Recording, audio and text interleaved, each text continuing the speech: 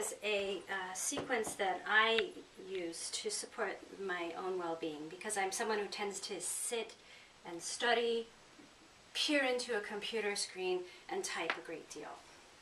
I begin with placing the balls in the upper part of the trapezius and just pause a moment. This, when I did this last March with Jill in Toronto, was a revelation to know all that tension was there. Chugging a bit, just going against the fibers of that muscle. I think it's strained from holding my head in place while I look into the computer, and then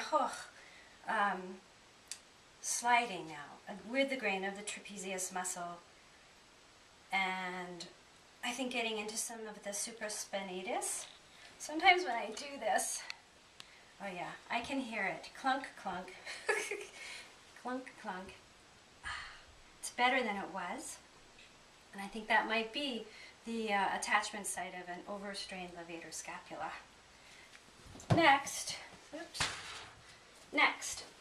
I like to take the balls, put them together in the center of my spine, about midway in the center of the shoulder blades, and find the spot in my spine where I tend to slouch and just get a little pressure.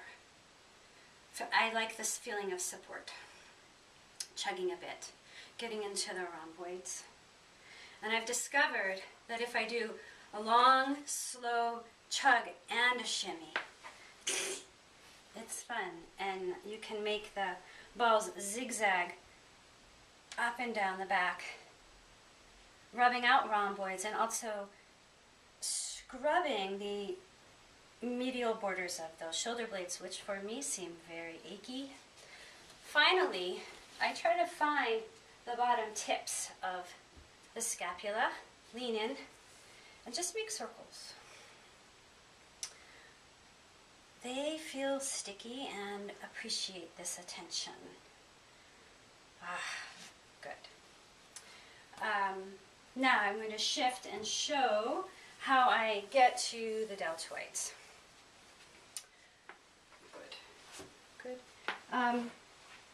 Positioning the balls just horizontal on the wall and then leaning in. Good. I think that they're achy from holding my arms while typing and driving. So this was a surprise to feel all of this tension. You can chug, and I also like just tipping my head away from the wall for a little stretch in the neck, getting into these scalenes, and then just shrugging the shoulder, massaging the deltoid, and assisting a little stretch in the neck. Good. I would do the other side, but I'd like to take the time in the video to demonstrate what I do for massaging the arms. For this, I'm going to keep them in the tote. I think everybody should have 2 sets of yoga balls, one in tote and one untoted, to be prepared for any eventuality. I have 4 sets, upstairs and downstairs, different colors. From typing, cocking the wrist, my arms get very tired and tense, and I have found that just rubbing the extensor muscles onto into this hammock of the yoga balls, and using the other hand perhaps to apply a little pressure, very, very pleasant. You can pivot your arm, get to a different section, work on massaging the front of the wrist, putting a little pressure into the carpal tunnel, and also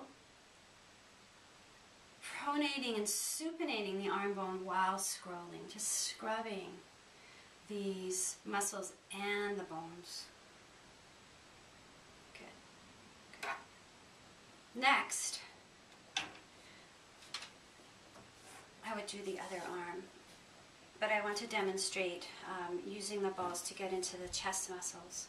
From my typing, from that rolling in and slouching, the muscles on the chest are tight. Pectoralis major, minor, and I have discovered that just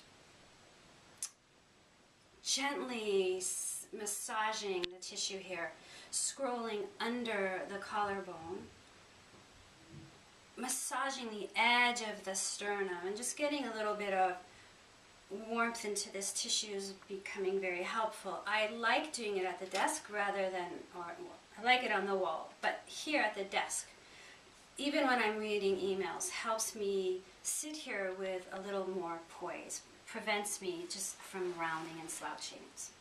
It's been helpful. You also get a little bicep work here, pressing this ball into the tissue.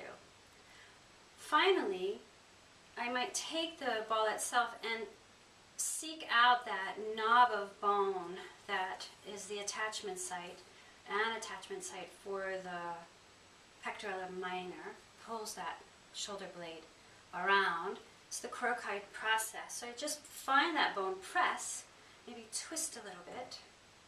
Good. It's tender. Breathe.